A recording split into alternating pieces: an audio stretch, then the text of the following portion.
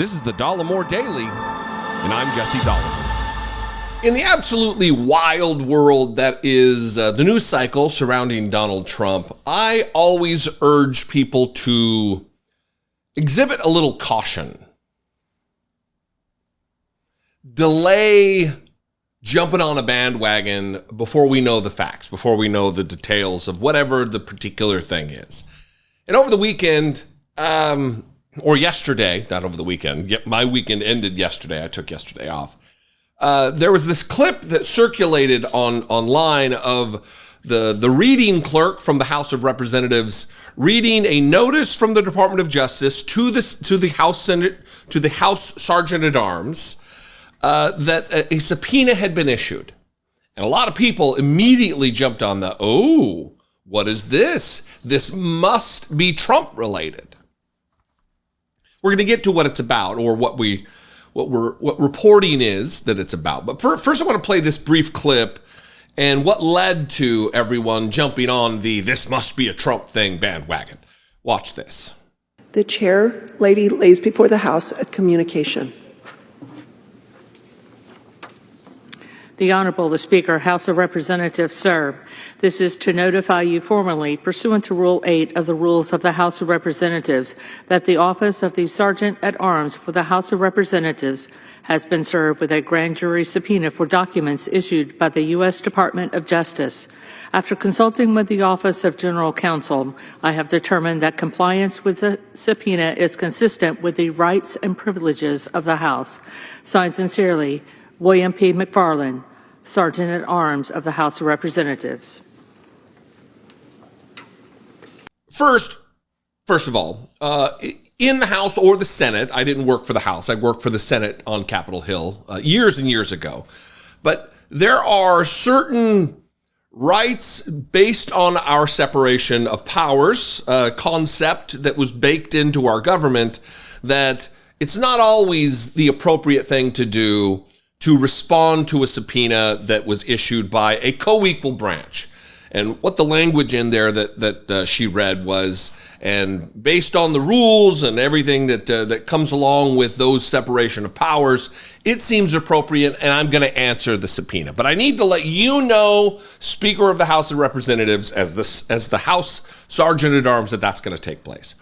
And of course, everybody freaked out and thought that this was going to be January 6th related. This was going to be insurrection footage or something like that, pushing forward on the prosecution of Donald Trump. And maybe it still is, but there's reporting this is actually related to a member of Congress, a Democrat in this case, who is misusing or is alleged to have misused funds for personal security or something. I have an ABC News headline here.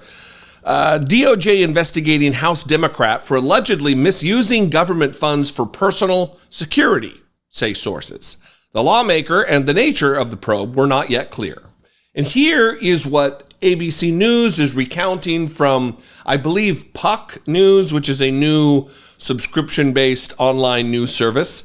The Department of Justice is investigating a Democrat in the House of Representatives for allegedly misusing government funds for personal security, according to sources familiar with the matter.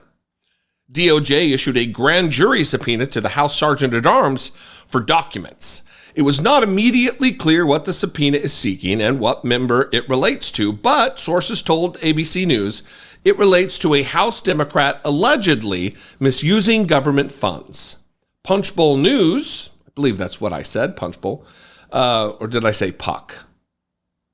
I think I got it wrong. It's Punchbowl News.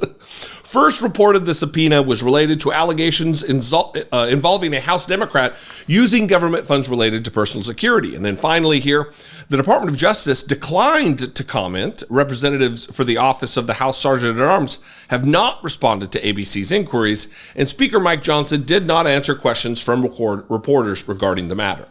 So I guess this is just kind of an admonition of an exercise of caution, to not always assume that just because it's probable or that it's possible doesn't mean it's probable that something like this is related to Trump.